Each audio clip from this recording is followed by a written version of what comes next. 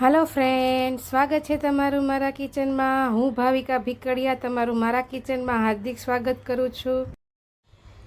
आज आपणे एकदम हेल्दी खीचड़ी बनावीशुं। जो तमे क्यारे न बनावी होय आ खीचड़ी तो एक बार जरूर थी ट्राय करजो। मारी रेसिपी एकदम हेल्थी, न्यूट्रिशन थी भरपूर अने गिलेटिन वगरनी, अने तमे डाइट पर पण रेग्युलर खाईने जल्दी थी जल्दी वधारे में वधारे वजन घटाड़ी शको तेवी रेसिपी गमे અને વિડીયો ગમે તો લાઇક ને શેર જરૂરથી કરજો અને કેવી લાગી તે કોમેન્ટમાં જરૂરથી બતાવજો। તો હેલ્ધી જુવારની ખીચડી બનાવવા માટે આપણે અડધા કપ જેટલી જુવારને પહેલાં સારા પાણીએ ધોઈ લેવાની છે। હા, આ ખીચડી આપણે જુવારની બનાવવાના છીએ। જુવારને બરાબર ચોખ્ખી થઈ જાય ત્યાં સુધી હાથથી મસળીને ધોઈ લઈશું અને પછી તેમાંથી બધું જ પાણી નિતારી લઈને તેને 6 થી 7 કલાક માટે પલાળવા માટે મૂકી દઈશું। જુવાર થોડી કઠણ હોય છે એટલે પલાળતા વાર લાગશે, તો બને ત્યાં સુધી ઓવરનાઇટ પલાળવી। જો તમારે સાંજે બનાવવી હોય તો સવારે વહેલા પલાળી દેવી। ઓછામાં ઓછો 6 થી 7 કલાકનો સમય જુવારને પલાળતા લાગે છે। મેં અહીં ઓવરનાઇટ પલાળેલી છે, તમે જુઓ તેમ હવે જુવાર સરસ એવી પોચી થઈને પલળી ગઈ છે। હવે આ જુવારમાં જે પાણી છે તે ફરી પાછું આપણે નિતારી લઈશું અને હવે જુવારને આપણે બાફવાની છે। જુવારને બફાતા પણ વાર લાગે છે એટલે કુકરમાં જુવારને એડ કરીને તેમાં આપણે સ્વાદ પ્રમાણે અડધી ચમચી જેટલું મીઠું એડ કરીશું। જુવાર બાફવામાં જ મીઠું એડ કરી દેવું એટલે જુવાર જ્યારે આપણે ખીચડી બનાવીએ ત્યારે તેનો ટેસ્ટ સરસ આવે। અને હવે 2 ગ્લાસ જેટલું અંદાજે આપણે તેમાં પાણી એડ કરીશું અને કુકરને બંધ કરીને તેમાં 6 થી 7 વિસલ થવા દઈશું। જુવારને બફાતા વાર લાગે છે એટલે આપણે 6 થી 7 વિસલ થવા દઈશું મીડિયમ ગેસની ફ્લેમ ઉપર। ત્યાં સુધીમાં આપણે તેમાં નાખવા માટેના થોડા વેજીટેબલ કટ કરી લઈશું। મેં અહીં ગાજર, કેપ્સિકમ, બટાકું, ડુંગળી, લસણની કળી, આદુ, મરચાં અને લીંબુ લઈ લીધું છે। તમે તમને મનગમતા વેજીટેબલ પણ લઈ શકો અને જો તમે ડાયટમાં બનાવતા હો તો તે પ્રમાણેના વેજીટેબલ પણ એડ કરીને આ સરસ એવી જુવારની ખીચડી કે પુલાવ બનાવી શકો। કુકરમાં 6 થી 7 વિસલ થઈ ગઈ છે અને પ્રેશર પર તેની જાતે મેં નીકળવા દીધું છે અને હવે આપણે જુવારને ચેક કરી લઈશું। તમે જુઓ તેમ જુવાર એકદમ સરસ દાણો પોચો પલળીને થઈ ગયો છે।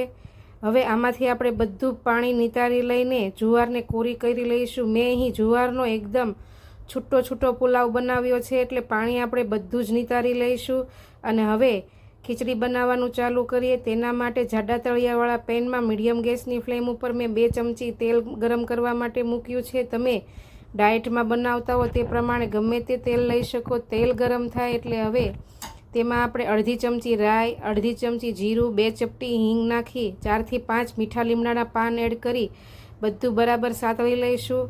પછી તેમાં જે તીખું મરચું મેં એક કટ કર્યું હતું તે એડ કરીશું, તેને સતળાઈ જવા દઈશું। સતળાઈ જાય એટલે તેમાં આપણે કેપ્સિકમ મરચાંના ટુકડા એડ કરીશું અને તેને 30 સેકન્ડ માટે આપણે કૂક કરી લઈશું। થોડા એવા સોફ્ટ થઈ જાય એટલે તેમાં આપણે હવે જે ડુંગળી કટ કરીને રાખી હતી તે એડ કરીશું, તેને હલકી ગુલાબી થઈ જવા દઈશું, તેને પણ થોડી વાર માટે સાતળી લઈશું।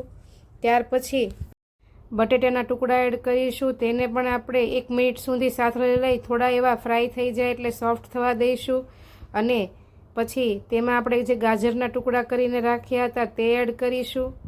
બધા જ વેજીટેબલને તેલમાં બરાબર મિક્સ કરીને થોડી વાર માટે કૂક થવા દઈશું એટલે થોડા થોડા સોફ્ટ થઈ જશે।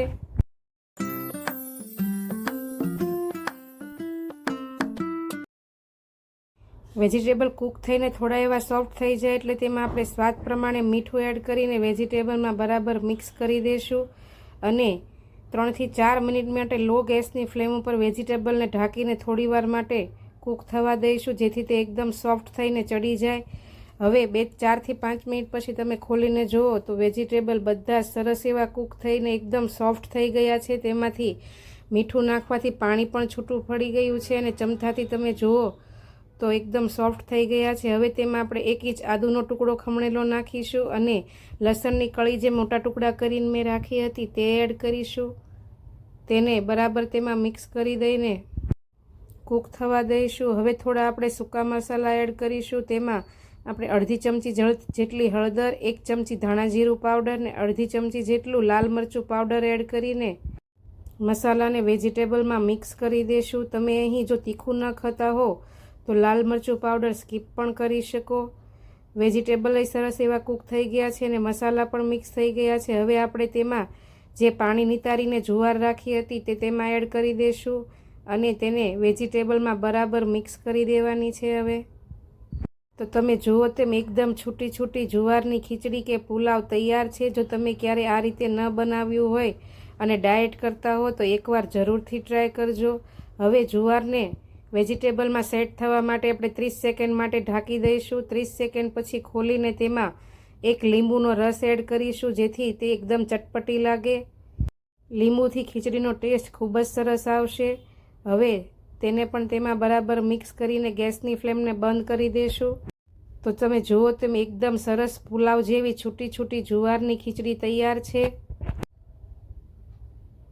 ચાલો હવે તેને ગરમા ગરમ સર્વ કરીશું. જો તમે ચેનલ ઉપર નવા હો અને મારી વિડીયો જોતા હો અને મારી રેસીપી ગમતી હોય તો ચેનલને સબસ્ક્રાઈબ જરૂરથી કરી લેજો અને બેલ આઇકન જરૂરથી દબાવજો જેથી તમને મારી આવી નવી નવી હેલ્ધી અને ડાયટ રેસીપીના વિડીયો મળતા રહે. ગરમા ગરમ જુવારની ખીચડી આપણે સર્વ કરીને તેની ઉપર ઝીણા સમારેલા લીલા ધાણા ઉપર એડ કરીશું અને તેનાથી ગાર્નિશ કરીશું. સાંજના સમયે કે સવારના નાસ્તામાં કે બપોરે ગમે ત્યારે બનાવવું હોય ત્યારે ફટાફટ બની જાય તેવી આ જુવારની ખીચડી છે અને ટેસ્ટમાં તો બિલકુલ હેલ્ધી અને ટેસ્ટી બને છે. ગમે ત્યારે ખાઈ શકો તેવી. તો ચાલો આવી અવનવી યુનિક રેસીપી સાથે કાલે ફરી મળીશું. ત્યાં સુધી આવજો. જય શ્રી કૃષ્ણ.